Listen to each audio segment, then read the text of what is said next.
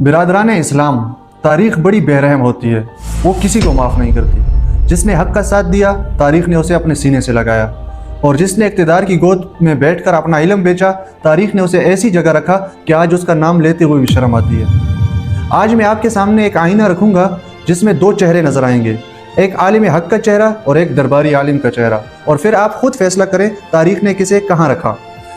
امام اعظم ابو حنیفہ رحمۃ اللہ علیہ عباسی دور کے ایک بہت بڑے عالم تھے۔ خلیفہ منصور نے انہیں پیشکش کی قاضی القضاء کا عہدہ، حکومت کا سب سے بڑا منصب۔ امام صاحب نے انکار کر دیا کیونکہ وہ جانتے تھے کہ یہ ظالم حکومت کا اعلیٰ کار بننا ہے۔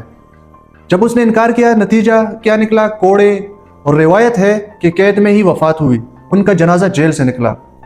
اور اس کے مقابل جو دوسرا بڑا نام تھا، آج بمشکل لوگ جانتے ہوں گے، ابن ابی لیلہ، وہی زمانہ وہی حکومت، انہوں نے قاضی القضاء کا عہدہ قبول کر لیا، حکومت کے ساتھ چلے، اقتدار کی خدمت کی، اور آج ان کا نام بہت ہی کم لوگ جانتے ہیں، اور جو جانتے ہیں وہ مثال کے طور پر نہیں بلکہ عبرت کے طور پر جانتے ہیں۔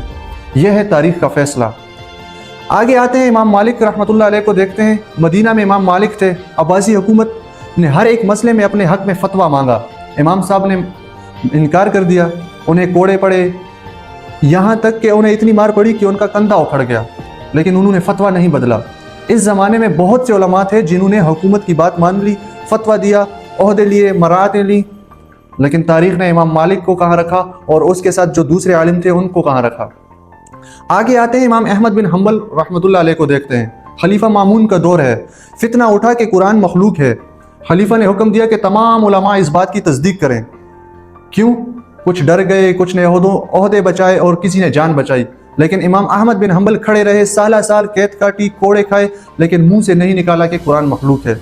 آج امام احمد بن حنبل کا نام اہل سنت کے 4 بڑے اماموں میں شمار کیا جاتا ہے۔ تاریخ نے ہمیشہ ان علماؤں کو، ان لوگوں کو اپنے سینے سے لگایا جو نڈر تھے، جنہوں نے حق بات کہنے سے ہمیشہ دریغ نہیں کیا، اور وہ عالم اور وہ درباری علماء، ان کو تاریخ نے ہمیشہ عبرت کا نشان بنایا۔ آگے آتے ہیں، امام تیمیہ رحمۃ اللہ علیہ کو دیکھتے ہیں۔ مغل حملوں کا دور، مسلمان تباہ ہو رہے تھے۔ شیخ الاسلام ابن تیمیہ نے حکمرانوں کو للکارا، غلط فیصلوں پر تنقید کی، حق بات کہی، نتیجہ بار بار قید، آخر قلعے میں ہی ان کی وفات۔ اسی زمانے میں درباری علماء بھی تھے جنہوں نے ہر فیصلے پر مہر لگائی، ہر ظلم کو جائز قرار دیا۔ آج ابن تیمیہ کی کتابیں دنیا بھر میں پڑھائی جا رہی ہیں اور ان کا نام عزت سے لیا جا رہا ہے، اور وہ درباری علماء نہ نام نہ نشان۔ آج کا پاکستان دیکھتے ہیں، برادران اسلام، یہ سلسلہ آج بھی جاری ہے۔ آج بھی 2 قسم کے علماء موجود ہیں، ایک وہ جو حق بولتے ہیں، ہر ظلم پر خاموش نہیں رہتے، جو عوام کا درد سمجھتے ہیں، جو تکلیف اٹھاتے ہیں لیکن بکتے نہیں ہیں، اور ایک وہ جو اقتدار کی چوکھٹ پہ بیٹھے ہوئے ہیں۔ آج پاکستان میں مہنگائی ہے، امن و امان کا مسئلہ ہے، غربت ہے، بے روزگاری ہے، ماؤں کے بچے بھوکے ہیں، نوجوان ملک چھوڑ رہے ہیں، اور کچھ علماء وہ انہی حکومتوں کی تعریفیں کر رہے ہیں، وہی حکومتیں جن کے دور میں یہ سب کچھ ہو رہا ہے۔ ایک زمانے میں کہا گیا تھا کہ یہ جہاد ہے، غریب گھروں کے بچوں کو بھجوائے گئے، فتوے لگائے گئے، اور جن لوگوں نے فتوے دیے ان کے اپنے بچے بیرون ملک تعلیم حاصل کر رہے ہیں، ڈگریاں لے رہے ہیں، تصویریں آ رہی ہیں، خوشیاں ہو رہی ہیں۔ یہ تضاد، یہ وہی کردار جو ہر زمانے میں درباری عالم نے ادا کیا۔ اور اگر اس بیچ کوئی عوام سوال اٹھائے تو اسے کیا ملتا ہے؟ گمراہ، گستاخ، کفر کے فتوے لگ جاتے ہیں، حالانکہ سوال تو منع نہیں ہے۔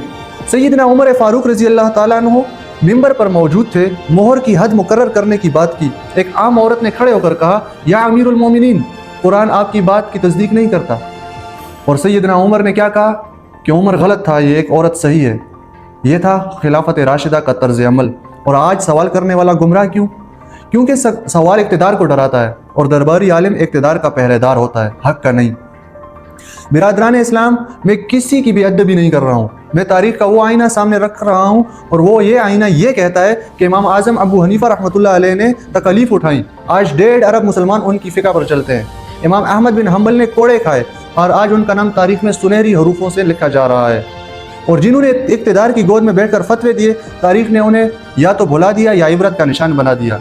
یہ ہے تاریخ کا فیصلہ، اور کل کی تاریخ آج کے علماء کے بارے میں یہی فیصلہ کرے گی۔ وہ ماں جس کا بیٹا کسی کے فتوے سے گھر سے نکلا، واپس نہیں آیا، آج اس علماء کے بچے لندن سے ڈگریاں لے رہے ہیں۔